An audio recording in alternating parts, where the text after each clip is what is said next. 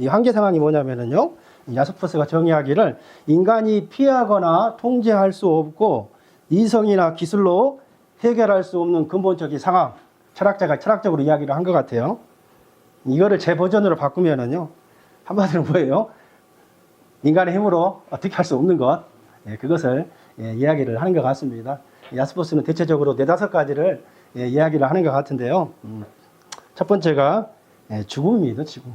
누구도 피할 수 없는 정말 지금 뭐 100세 시대고 인간의 수명의 연장은 가능해도 영원히 살 수는 없지 않겠습니까? 그 다음에 고통이죠. 제거할 수 없는 삶의 아픔, 고통, 영원히 해결되지 않는 미스터리이지 않겠습니까? 이 죄책감, 책임과 잘못에서 벗어날 수 없음. 뭐 양심이 화인 맞은 사람이야, 그렇지요? 양심에 털이 되고 양심이 마비된 사람이야. 아무리 큰 죄를 지어도 죄책감을 느낄 수 없겠지만 양심이 있는 사람이라면은, 물론 그리스도 예수 안에는 모든 죄책감이 사라졌지만 일반인을 이야기해서 이야기를 하는 것이죠. 지금 이게 마지막에 갈등을 야스퍼스는 이야기를 하고 있습니다. 인간관계와 사회 속에서의 필연적인 갈등. 참, 아무리 한쪽에서 잘해도 상대방이 그것을 받아들이지 않는다면은 참 그거 답이 없는 거죠. 그래서 여러분, 모든 인간이 모든 사람하고 모든 좋은 관계를 가질 수는 없습니다. 그래서 성경에도 그렇게 이야기한 거예요. 성경에 아무리 찾아보십시오. 물론 우리가 모든 사람들하고 화평하게 하라고 사도 바울이 이야기를 했지만 지도 바나바랑 엄청나게 싸워가지고 안 보기도 하고, 또 사도 바울은 잘 몰라요. 가정생활이 뭔지. 결혼을 안 했잖아요. 싱글들이야 뭐. 죄송합니다, 우리 바울 선생님. 아무튼 뭐예요? 아무리 한쪽에서 잘하려고 하더라도 한쪽이 받아들이지 않으면은, 그래서 여러분, 해결 안 되는데 해결하려고 스트레스 받지 마세요. 괜히 소화 안 되고 잠 안 자고요. 그냥 그렇게 넘어가세요. 너무 힘들어하지 마십시오. 해결할 수 없는 인생의 문제 중에 하나가 이 갈등이 들어가는 것 같더라고요. 뭐 우리가 잘 알듯이 갈등이라는 한자어가 칡갈자에 등나무 등자를 사용하잖아요. 칡덩굴과 등나무 덩굴이 서로 얽혀있는 상태를 말하죠. 칡은 이렇게 오른쪽으로 꼬면서 올라가고요, 등나무는 왼쪽으로 이렇게 꼬면서 올라가요. 이렇게 우리 아이들 좋아하는 삐삐 꼬였네 스크루바 같이 이렇게 얽히고 설킨 복잡한 인간관계. 오늘은 우리가 스크루바를 먹으면서 한번 같이 이제 갈등에 대해서 밥 먹으면서 나눠봤으면 좋겠다는, 지금 아재 개그 아닙니다. 실제를 제가 이야기하는데, 자, 오늘 본문이 지금 뭐에 대해서 이야기하고 있어요? 초대교회 갈등에 대해서 이야기를 하고 있어요. 여러분, 초대교회에 어떤 갈등이 있었습니까? 원망과 불평이라는 내부 분열에 대한 갈등이 발생한 거예요. 자, 6절, 1절을 보십시오. 자, 그때로 시작하죠. 그때. 이 그때가 뭐냐면요, 교회가 부흥하는 그때를 말하는 거예요. 그때 제자가 더 많아졌는데 헬라파 유대인들이 자기의 과부들이 매일의 구제에 빠짐으로 히브리파 사람을 원망했다고 이야기하고 있어요.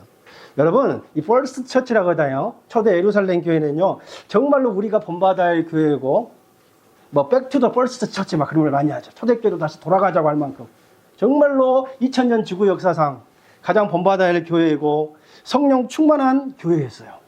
그러나 초대교회가 문제가 없는 교회는 아니었습니다. 이 세상에 완벽한 교회는 존재하잖아요. 뭐 저와 여러분이 교회이지 않겠습니까? 저와 여러분이 완벽하지 않은데 어떻게 완벽한 교회가 존재하겠습니까? 성령 충만한 교회는 존재합니다. 그러나 완벽한 교회는 존재하지 않아요. 그래서 성경에서도 우리에게 어떤 완벽, 퍼펙트를 요구하지 않습니다. 뭐 우리가 잘 알듯이 사도행전 4장에 보면은 외부 박해를 통해서 베드로나 이런 지도자들 체포해 가잖아요. 종교 지도자들이. 그런 어려움이 있어요. 지도자들 체포해 가니까. 또 5장에 보면은 아나니아 삽비라의 그 유명한 헌금 사건 있잖아요. 헌금 사건. 거짓말에 대한 성령을 속이는 그 사건. 내부적인 부패. 이런 성령 충만한 교회도 여전히 어떤 문제들이 있었다는 거예요.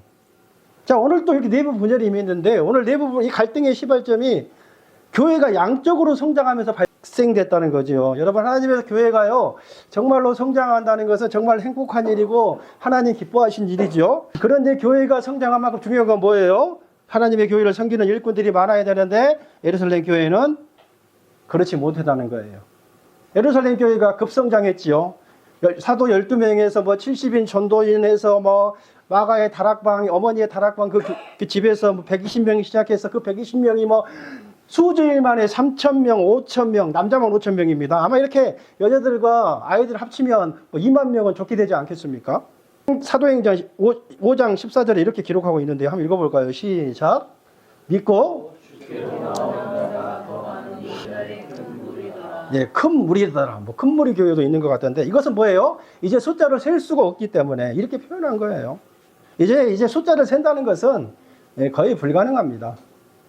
에버린 포커슨에 의하면 당시 뭐 예루살렘 인구가 한 5만 명으로 수정하고 있으니까요. 뭐 작년만 5천 명이면 거의 현재 예루살렘 수도에 이스라엘 수도 예루살렘의 10분의 1이 교회로 이렇게 왔다는 이야기가 되겠네요. 엄청난 숫자죠. 그런데요, 큰 무리더라 이야기를 했는데 오늘 본문 1절을 보니까 숫자를 셀 수 없을 것 많은 그때보다 지금 더 많아졌다고 이야기를 하는 거예요. 그때 누가요? 제자가 더 많아졌다. 이렇게 의사 누가는 우리에게 이런 정보를 제공해 주고 있어요. 제가 여기 냉리 오기 전에요. 인천에 있는 계산교회에서 한 6년 정도 사역을 했었는데요. 평균 한 4,800명 정도가 예배에 참석을 했었습니다. 그때만 해도 정서가 고등학생이었는데 이제 30이 넘었으니까 참 오랜 세월이 지난 거죠. 어른들이 한 3,000여 명 출석하고 청년들이 한 500여 명, 주일학생들이 한 1,300명 정도 출석하는 이게 4,800명을 섬기기 위해서 외국인 사역자까지 정확하게 31명 정도 이렇게 사역자가 전임과 파트가 있었는데요. 뭐 저도 이제 마지막에는 청년 사부를 맡았어요. 청년 사부는 41부터 59세까지. 청년부가 끝나면 이제 한갑 잔치해주는 그때 제 나이가 41, 저희 아내가 40, 저희가 청년부 중에 제일 막내 그런 교회의 구조였습니다. 제가 이제 교회 제일 선임이었기 때문에 수석을 하면서 교회 행정을 맡았었고 장례 목사도 하게 됐었어요. 저희 교회가 이제 장례 계산해 보니까 한 1년에 정말 275건의 장례식을 거행했었고 이제 저는 이제 뭐 지방 쪽으로 많이 가기 때문에 저 혼자 장례 집례할 때도 좀 1년에 한 70건 정도를 이렇게 집례를 이렇게 했던 기억들, 이렇게 많이 일을 많이 했었죠. 뭐 전도 폭발도 강의를 했었고요. 여러 가지 유언회도 맡고 있었었고. 근데 어쩔 때는요, 정말 정신이 없어 많이 바빴었죠. 제가 이렇게 킁킁거리는 이것도 그 교회에서 생기는 거고, 대상 부인도 그 교회에서 생기는 거고, 제가 어떤 보상을 받아야 되는데, 제가 수술을 하지 않았습니다. 이게 킁킁거리는 거 여러분 기억하세요? 아, 십자가의 고난에, 십자가의 흔적이다. 그렇게 생각하시면 돼요. 목사님 자꾸 저렇게 킁킁거리, 그거 안 되더라고요. 안 고쳐지더라고요. anyway, 어찌됐든 간에 그렇게 힘들었다는 거죠. 중요한 건 바빴다는 거예요. 사람이 치여서 산 거죠. 지금도 우리 사람 치여서 살고 있잖아요. 아닌가요? 어찌됐든 간에 지금 이야기하는 거예요. 지금 누가요? 사도 12명에서 얘들까지 해서 한 2, 3만 명을 뭐 1, 2만 명, 2, 3만 명을 돌봐야 하는데 여러분 얼마나 정신이 없었겠어요. 12명이서 설교, 기도, 양육, 재정, 행정, 관리, 분배, 구제, 상담, 뭐 사회복지까지 다 해야 돼요. 분명히 사도들에게도 가 업무였겠죠. 또한 이런 행정이나 어떤 재정, 관리, 분배, 사회복지 이런 것들을 떠나며 아마 갈릴리 출신 어부들로서 이런 전문적인 분야들을 감당하기에는 굉장히 어렵지 않았겠는가. 그런 생각들을 해봅니다. 성도들은 늘어나고 업무는 많아지고 섬길 사람들은 적고 그래서 그게 바로 초대교회의 갈등의 발전이 됐다는 거예요. 자, 1절 다시 보세요. 한번 읽어볼까요? 시작. 예.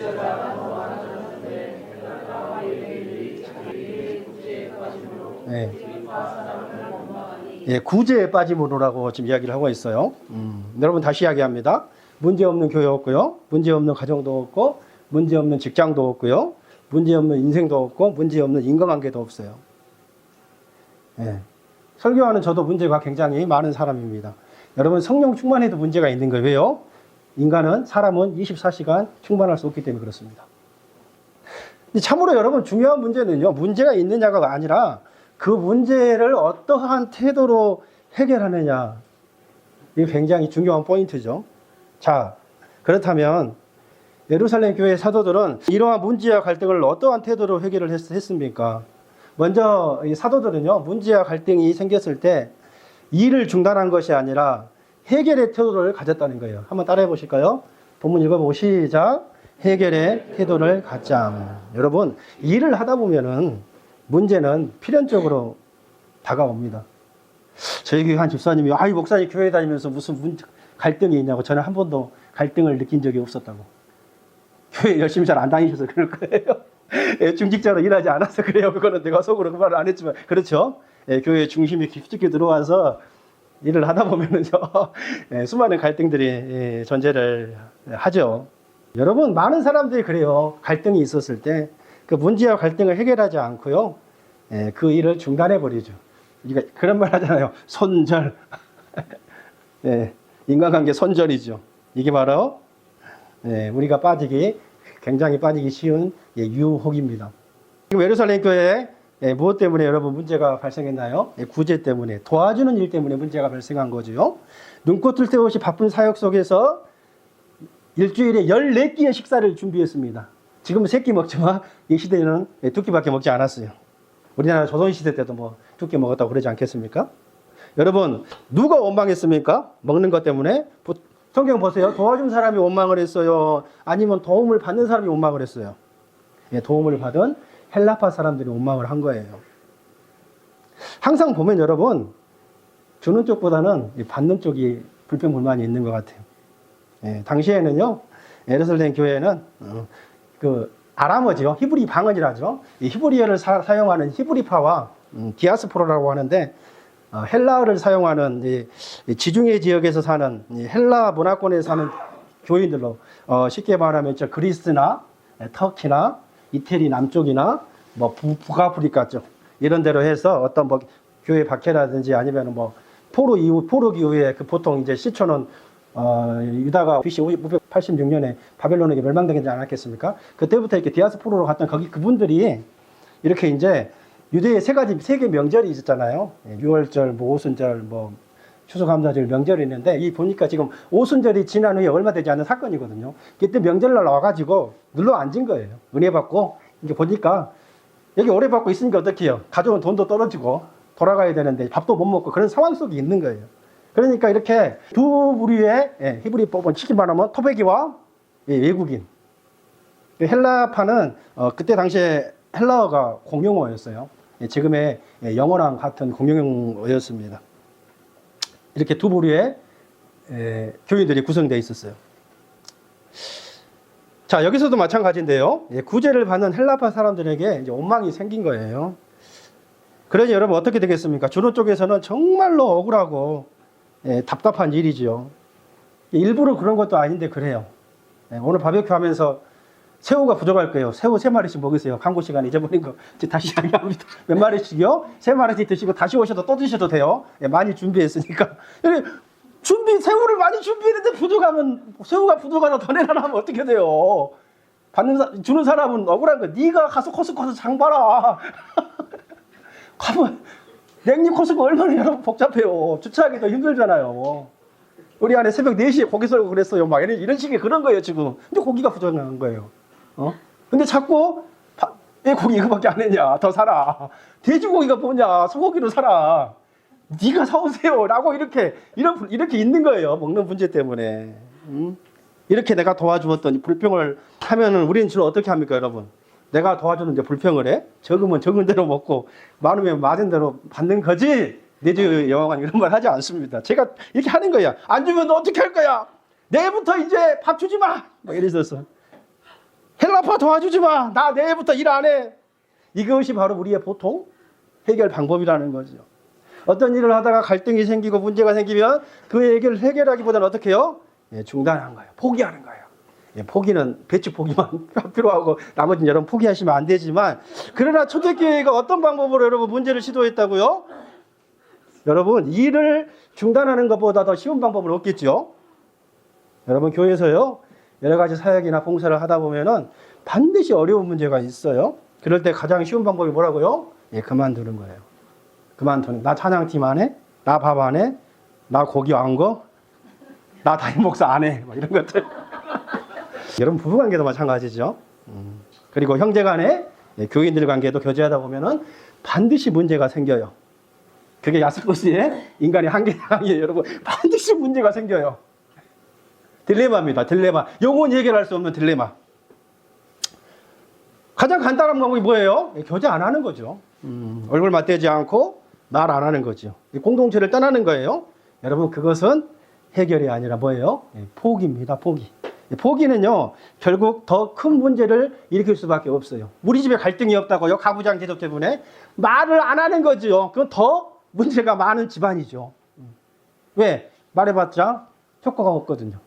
말하면 다 당하는 구조가 되잖아요. 집안에 가해자와 피해자가 있는 거. 그게 무슨 말을 하겠습니까? 여러분 사탄 마귀 귀신은 끊임없이 지금도 문제를 만들어내고 그것을 통해서 우리로 하여금 일을 중단하게 만듭니다. 사탄 마귀의 귀신 이거를 여러분 사마귀라는 전문적인 용어가 있습니다. 이 끊임없이 이 사마귀는 교회를 무너뜨리려고 수단 방법을 가리지 않습니다. 자신을 한번 돌이켜 보시기를 바랍니다. 혹시 갈등 때문에 하나님께서 맡기신 중요한 일을 중지한 적은 없으셨는지요? 혹시 어려움 때문에 하나님께서 허락하신 아름다운 관계를 포기하고 살고 있지는 않으신지요? 하나님은 절대로 그것을 원하지 않지요. 힘들고 어렵겠지만은요, 문제 해결에는 반드시 수고와 희생이 따라요. 하나님은 그 문제를 지금 해결하라고 말씀하고 있어요. 혹시 우리 안에 갈등이 있다면, 아직까지 마음을 열지 못하고 굳게 닫힌 문처럼 닫고 있다면은 여러분 오늘 기도하십시오. 하나님 내 마음을 열어주십시오. 포기가 아닌 중단이 아닌 해결의 태도를 갖게 해달라는 마음을 여러분 기도할 수 있게 되기를 진심으로 바라겠습니다. 두 번째 한 번 더 따라해 보실까요? 자신을 돌아보며 우선순위를 정해라. 갈등을 해결하려면요 먼저 해결의 태도를 가져야 하고요. 두 번째로 우선순위를 정해야 합니다. 우리 본문 2절 한번 읽어볼까요? 시작. 12제자가 모든 제자를 불러 우리가 하나님의 말씀을 제쳐놓고 땅쟁이 아니하나. 그러니까 이 접대, 부재 때문에 문제가 발생한 걸 알 수가 있죠. 접대 이게 음식 혹은 돈을 말하는데 여기서 일삼는다는 헬라어 단어가 디아코네인, 섬긴다는 뜻이 있습니다. 다시 말하면 뭐예요? 먼지가 날 정도로 분주일하고 봉사하는 것, 이게 바로 디아코네인, 섬긴다는 말이에요. 다시 말하면 접대를 일삼는다는 말에는요 식량 비급과 재정 지급으로 먼지가 날 정도로 바쁘게 봉사하다, 그런 말이겠지요. 여기에서 집사라는 영어 단어 디컨이라는 말이 유래가 되었어요. 집사라는 직분은요 먼지가 날 정도로 교회 일 열심히 하는 것. 김대희 집사님 아시겠죠? 여기서 유래가 됐다고요. 콘도 사서 집사가 아니고. 또한 4절에 보면은요, 보세요. 우리는, 보세요. 4절. 오로지 기도하는 뭐예요? 기도하는 일과 말씀 사역에 힘쓰니라. 이 사역이라는 말도 디아코네인 똑같아요. 섬긴단 말이에요. 먼지가 날 정도로 분주일하고 봉사한다. 자, 사도들은 원래 여러분, 성도들을 섬기는 사람입니다. 그러니까요, 식량과 돈으로 서빙하면서, 음식을 서빙하면서 그렇게 먼지가 나게 바쁠 정도로 일하면서 섬기는 게 아니라 뭘로요? 말씀과 기도로 섬기는 사람이에요. 말씀과 기도하는데 최우선을 해야 되고 말씀과 기도로 섬기는 사람이에요. 근데 뭐래요? 본질적인 말씀과 기도를 제쳐놓고 식량과 돈으로만 사람을 섬기는데 이렇게 신경을 쓰다 보니까 어떻게 돼요? 결과가 헬라파 가부들을 섬김의 대상에서 제외시키는 잘못을 범하고 말았다는 거죠. 행정적인 미스겠죠. 절대 고의가 아니었겠죠, 여러분. 하다 보면, 교회를 하다 보면 이런저런 실수 많이 하잖아요. 막. 우리 최은희 사모님 이것저것 준비하다 보면 우리 야외 바비큐 갈 때 삼겹살 썰어야 되는데 가위를 안 가지고 온 거야. 우리 정정 다 가져왔는데 쌈장이 없는 거야. 막. 그런 것들 있잖아요. 막.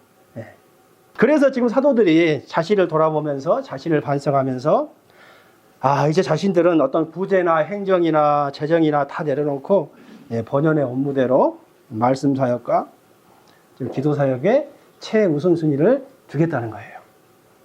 여러분, 만약에 예루살렘 교회의 사도들에게요 구제 문제로 원망과 불평이 없었다면은 여러분 어떻게 되겠습니까? 지금도 그들은 계속해서 이런 본질적인 사역의 말씀과 기도 사역을 소홀히 하고 어떤 행정과 재정이나 구제하는데 먼지 나도록 여러분 분주하고 최우선순위를 두지 않았겠습니까? 그러나 여러분 감사하게도 감사라고 표현을 하고 있습니다. 갈등이 발생하고요. 문제가 터져서 사도들은 다시 한번 우선순위를 정립하고 본질로 돌아가게 되었다는 거예요. 그래서 여러분 갈등이 꼭 나쁜 것은 아니에요. 우리 교회 안에도 얼마든지 갈등이 있을 수가 있고 있을 수 있죠. 그 갈등을 통해서 교회가 더 효율적으로 또 우선순위를 정립할 수 있기 때문에 그렇습니다. 그래서 초대교회는 어찌됐든 간에 결론이 뭐예요? 이 갈등을 통해서 더 성장하고 더 성숙한 계기가 되었다는 거예요. 우리 모두 그런 속담 너무 잘 알고 있지 않겠습니까? 비 온 뒤에 땅이 더 굳어진다. 사랑하는 성도 여러분, 혹시 우리가요 정말로 문제와 갈등 가운데 있다면은 어떤 마음속에 답답함과 고민과 뭔가 폭풍이 가득하다면은 하나님 앞에서 자신을 진지하게 돌아보셔야 돼요. 성찰하셔야 돼요. 자신을 반성해야 됩니다. 그리고 여러분 우선순위를 잘 정립하세요. 우리는 한계가 있는 인간이기 때문에 많은 일들을 할 수가 없습니다. 가지치기는 확실히 가지를 쳐야 됩니다. 우리 꿈을 이루기 위해서 우리 자녀들 대학 가기 위해서 가지치기 해야지. 그렇지 않겠습니까? 일반인들, 우리 보통 사람이거든요. 한 가지 더 나누고 싶은 것. 집사들을 선출하는 과정에서 헬라파 유대인을 완전히 배려했다는 거예요. 자, 더 배려하자. 한번 따라해 보실래요? 더 배려하자. 자, 우리 5절, 6절 한번 읽어보겠습니다. 시작. 온 무리가 정말 기뻐하여 이미 성령과 충만한 사람과 또 빌립과 브루고로와 니가노노와 디몬과 바메나와 유대교에 입교했던 안디옥 사람 니고라를 대하여 하늘 앞에 하나를 기도하고 그에게 뭐 이상한 이름들이 발음들이 있는데 여기에 선출된 7사람의 공통점이 있지요. 참 어떤 우리는 학연, 뭐 지연, 뭐 지인, 뭐 이런 걸 따지겠지만 성령과 지혜가 충만한 사람을 뽑았는데요. 여기서 또 공통점이 뭐냐면요, 다 헬라식 이름을 가진 사람입니다. 여러분 이것은 굉장한 일이지요. 엄청난 사건입니다. 7명의 집사님들을 선출하는 것은 사도들이 아니라 예루살렘 교인들이에요. 예루살렘 교인 중에 90% 이상은 여러분 히브리어 토백입니다. 헬라 유대인은 아웃사이더들이죠. 그렇기 때문에 여러분 절대 다수가 히브리 사람이기 때문에 지금 어차피 투표를 하는 거잖아요. 어떤 학연, 지연, 혈연 이런 거 따지면은요, 유대인, 히브리인 지도자가 100% 선출될 수밖에 없지요. 그런데 여러분 그들은 그렇게 하지 않았다는 거예요. 뭐 정치 이야기하자면 진보와 어떤 보수 간의 갈등이 영원하겠지만은 서로 배려했다는 거면 참 여러분 어떤 당을 떠나서 가장 능력 있고 유능한 사람을 뽑았다면은 여러분 그거 주님 오시는 거 아니겠습니까 진짜? 누가 옳고 그러다는 걸 말하는 게 아니에요. 그렇게 서로 공정한 게 아니라 서로를 더 배려했다면은 이거 엄청난 사건이죠. 파격적인 겁니다, 여러분. 대이변입니다. 이것은요, 여러분, 제약으로 물든 인간 집단의 속성상 이게 불가능한 겁니다. 특별히요, 히브리파 사람들은 선민의식이 너무 강해요. 다른 인종이나 어떤 민족을 포용을 잘 못합니다, 히브리파 사람들은. 아직도 자기들이 하나님의 자녀들이라는 아주 그냥 아주 강한 의식이 있잖아요. 민족의식이 있잖아요. 그런데 성령이 하시니까 그 일이 가능했다는 거겠죠. 여러분, 얼마나 놀라운 양보입니까? 얼마나 큰 배려예요. 예루살렘 교회에 큰 문제가 찾아왔습니다. 당파가 생기고 옹망이 생기고 불평이 생겼어요. 이 문제를 어떻게 해결했다고요? 히브리파 쪽에서 전적으로 배려했다는 거예요. 사도들도 100% 히브리파예요. 교인 다수도 히브리파예요. 그런데 구제하는 문제로 일이 생기니까 지도하는 전원 평신도 대표를 누구로 뽑았다고요? 헬라인으로 뽑았다는 거예요. 여러분, 왜 우리 가정에 분쟁이 생길까요? 우리 직장에, 교회에 왜 갈등이 증폭될까요? 왜 인간관계 속에서 문제는 해결되지 않고 꼬리에 꼬리를 물고 점점 더 큰 문제로 번져갑니까? 우리에게 뭐예요? 히브리파와 같은 배려심이 없기 때문에 그렇습니다. 우리는 내 이익을 가감하게 희생해야 되고요. 마땅히 내가 누려야 할 권리를 양보해야 합니다. 지는 것을 훈련해야 되죠. 그런데 우리는 어떻게 해요? 서로 지지 않으려고 합니다. 서로 배려하지 않으려고 아우성을 하는 거죠. 이상하게 신앙생활을 하면 할수록 또 주님을 닮아가야 되는데 신앙생활을 하면 할수록 고집과 자존심의 대결이 일어나는 거죠. 열정적으로 기도합니다. 왜요? 하나님을 이겨 쳐먹으려고. 기도의 목적이 뭐예요? 프로스케어잖아요. 프로스케어. 악기를 음이 안 맞으면 악기를 튜닝을 해서 그 원래 음으로 맞춰가야 되는데 지 잡아고 지 악기 틀린 거로 따라와라 이 말이에요. 우리가 이런 얼마나 잘못된 기도를 많이 하냐고요. 어? 내 욕심, 내 채우기 위해서 여러분 얼마나 기도 많이 하세요. 에? 그러지 않습니까? 그런 기도 백날 해보세요.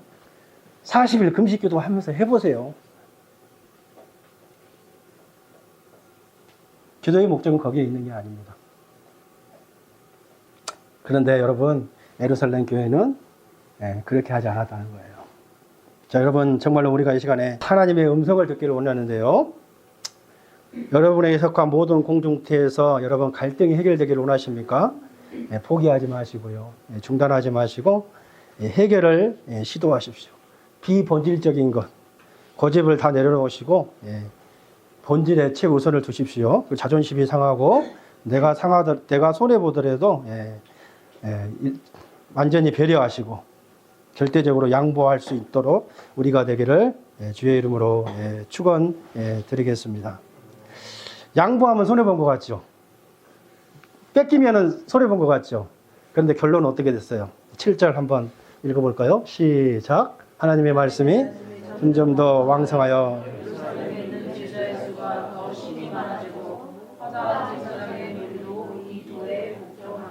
이렇게 갈등이 있었을 때 갈등을 해결했더니 첫 번째로요. 하나님의 말씀이 점점 더 왕성해졌다는 거예요. 수가 더 힘이 많아졌다고 이렇게 성경은 표현하고 있죠. 더 광범위하게 퍼졌다는 거고요. 왜 말씀이 더 왕성하게 퍼졌을까요? 사도들이 본질로 들어가 말씀과 기도에 집중했기 때문입니다. 두 번째는 말씀이 부응하니까 어떻게 해요? 예루살렘에 있는 제자의 수가 더 많아졌다고 이야기를 하고 있고요. 세 번째는요. 수많은 제사장들이 주님을 믿게 되었다고 이야기를 하고 있습니다. 그토록 교회를 핍박했던 종교 지도자들, 제사장들이 주님께로 돌아왔다는 거예요. 이들이 누굽니까? 이들이 주님을 십자가에 못 박았던 그 장본인들이 아니겠습니까? 이건 엄청난 이야기죠. 예를 들어서 다른 종교의 지도자들이 교회로 돌아왔다고 생각해 보십시오. 다른 종교의 리더들이 돌아왔다는 것은 엄청난 파격적인 영향력이지 않겠습니까? 이제 말씀을 정리하면서요. 이야기를 하나만 하고 좀 마쳤으면 좋겠는데 18세기의 그 설교의 마술사라고 불리우는 스펄전 목사님을 우리가 잘 알고 있는데요. 한 성도님이 그분한테 와가지고 상담을 아마 요청했던 것 같습니다. 그 성도님이 여기저기 교회로 옮겨 다니신 것 같아요. 교회 생활이 힘들어가지고. 그래서 이제 상담을 하는데 스펄전 목사님에게 목사님 정말로 이 세상에 정말로 완벽한 교회가 있으면은 좀 소개시켜 달라고. 제가 그 교회에 열심히 등록을 해서 신앙생활을 잘하고 싶습니다. 스펄전 목사님이 빙그레 웃으면서 이런 이야기를 했다고 하네요. 형제요, 혹시 그런 교회가 있으면 나를 좀 소개시켜 달라고. 나도 앞으로 그 교회에 출석해서 한번 예배를 드리겠다고. 그런데 당신은 절대로 오시지 마시라고. 오시면 안 된다고. 그러니까 왜요 목사님? 그러니까 당신이 오자마자 그 교회는 벌써 문제가 생길 테니 말이요. 이게 뭐예요?